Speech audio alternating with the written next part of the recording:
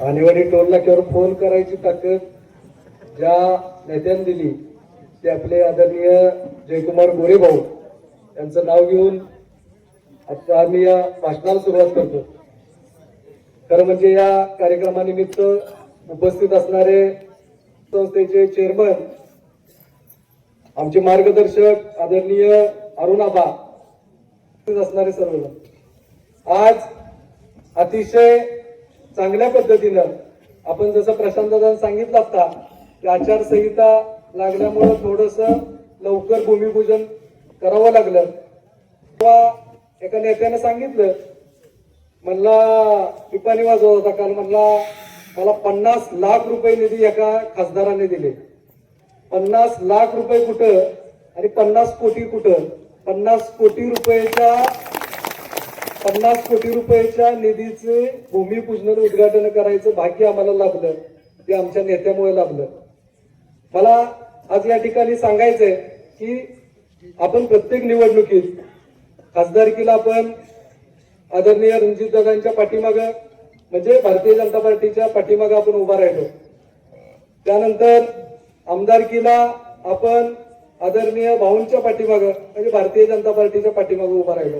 जसं प्रशांत दादांनी आता सांगितलं की आपल्या उमेदवार हा कमळ असणार आहे आणि तुम्हाला माहित आहे देशात महाराष्ट्रात अतिशय चांगल्या पद्धतीनं सरकार काम करते आणि ते सरकार भारतीय जनता पार्टीचं आहे।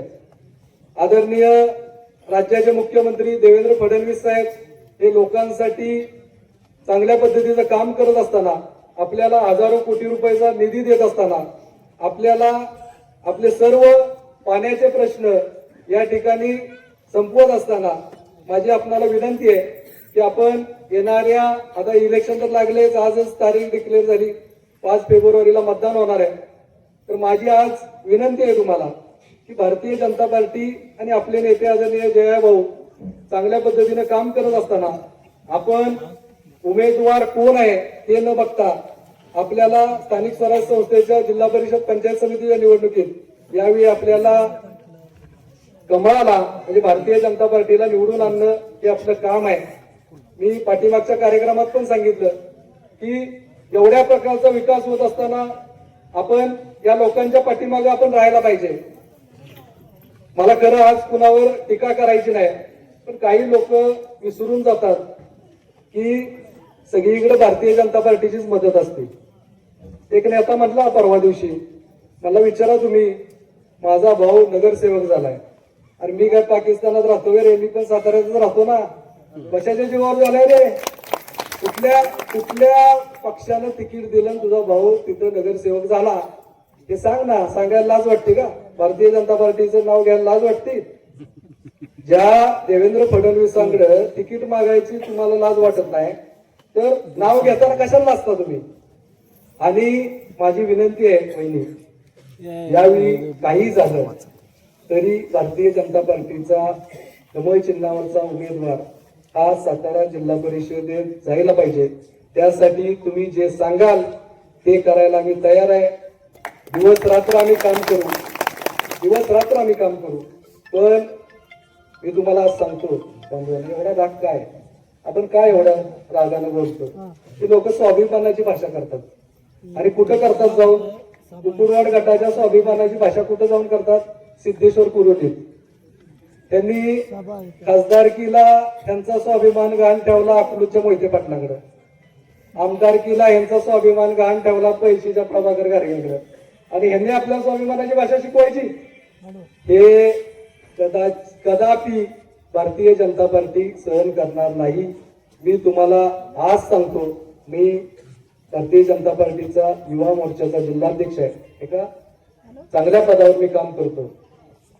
मी तुम्हाला आज सांगतो एका मंत्र्यांनी एक बंदूक ठेवली ज्या नेत्याच्या खांद्यावर बंदूक ठेवली ना त्या नेत्याचा खांदा मी अँटीव्हायरस ग्रुपवर त्यावेळी सांगितलं होतं की त्या नेत्याचा खांदा 17 ठिकाणी निकायलेला आहे। तो गोळी मारायला गेला इकडे मान तालुक्यात आणि गोळी गेली वाईला। वाई मित्रांनो ही छोटी गोष्ट नाही। वाईची नगरपालिकेची सत्ता मसवडची तर आपली येणारच होती आपण तेवढं कामच केलंय पण वाईची नगरपालिकेची सत्ता मी स्वतः त्या वाईच्या नगरपालिकेत भाऊंनी मला जबाबदारी दिली होती, पक्षानं मला जबाबदारी दिली होती, तिथं होतो. त्यावेळी लोकांनी सांगितलं की आमदार जयकुमार गोरे भाऊ यांच्यासारखा माणूस अख्ख्या महाराष्ट्रात नाही.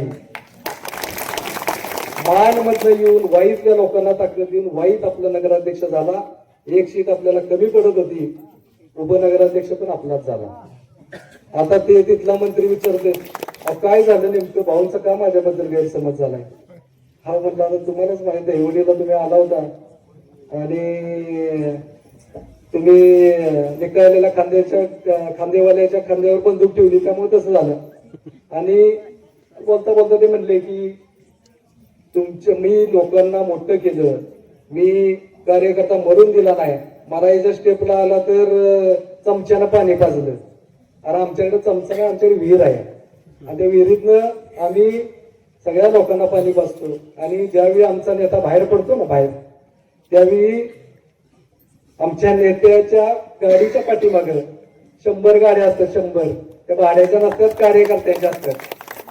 आणि तुम्ही जे म्हणला ना घर बिर की कुणी घर बांधलं कुणी हॉटेल काढलं, अहो आता काय आहे, जशी जशी वेळ येईल तस तसं अनेक गोष्टी समोर येतील.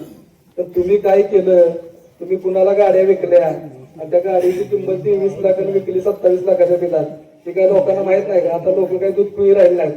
त्यामुळं आज या स्टेजच्या माध्यमातून मी तुम्हाला सांगतो की आपल्याला लढायचंय मित्रांनो, चांगल्या पद्धतीने लढायचंय.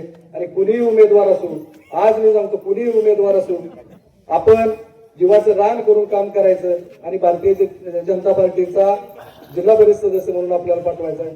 आज न्यूज साठी संदीप जठार, गोंदवले.